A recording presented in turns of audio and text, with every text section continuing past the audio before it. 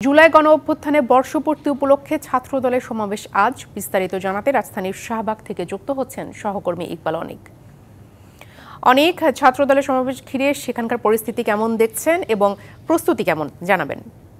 প্রিয়া, আজকে হচ্ছে জুলাই গণ অভ্যুত্থানের যে বর্ষপূর্তি উপলক্ষে জাতীয়তাবাদী ছাত্রদল কিন্তু ছাত্র সমাবেশের ঘোষণা করেছেন শাহবাগে, এবং শাহবাগে সকাল থেকে কিন্তু আমরা অবস্থান করছি। শাহবাগ এলাকায় দেখছেন আপনি যে সারা বাংলাদেশ থেকে যে নেতাকর্মীরা রয়েছেন তারা কিন্তু এই শাহবাগ স্থলে এসেছেন, এবং এই সমাবেশে কিন্তু বক্তব্য রাখবেন বিএনপির ভারপ্রাপ্ত চেয়ারম্যান তারেক রহমান এবং মির্জা ফখরুল ইসলাম আলমগীর মহাসচিব, এবং বিশেষ অতিথি হিসেবে বক্তব্য রাখবেন ছাত্রদলের সভাপতি রাকিবুল ইসলাম রাকিব সভাপতিত্ব করবেন, এবং বিএনপির কেন্দ্রীয় নেতারা রয়েছেন, ছাত্রদলের যে কেন্দ্রীয় নেতারা রয়েছেন তারা কিন্তু এই বর্ষপূর্তি উপলক্ষে যে ছাত্র সমাবেশ হচ্ছে সেটিতে কিন্তু অংশগ্রহণ করবেন, এবং তারা কিন্তু দুপুর 2টায় কিন্তু এই সমাবেশ শুরু হবে। ততক্ষণ পর্যন্ত সারা দেশ থেকে যে নেতাকর্মীরা এসেছেন তারা কিন্তু এই শাহবাগ এবং আশপাশের এলাকায় তারা আসছেন, এবং তার এই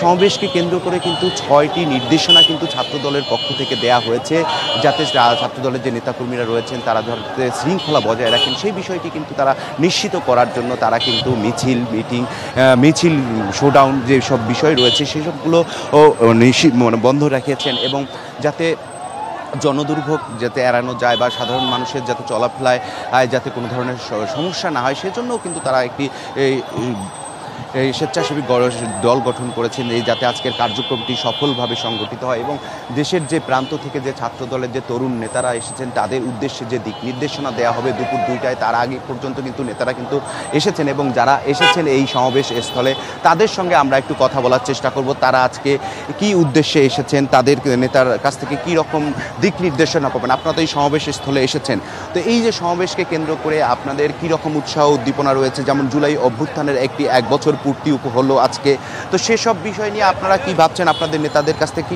কি রকম দিক নির্দেশনা পাবেন? আমরা আজকে আসছি জুলাই আন্দোলন আজ 1 বছর পূর্তি হলো।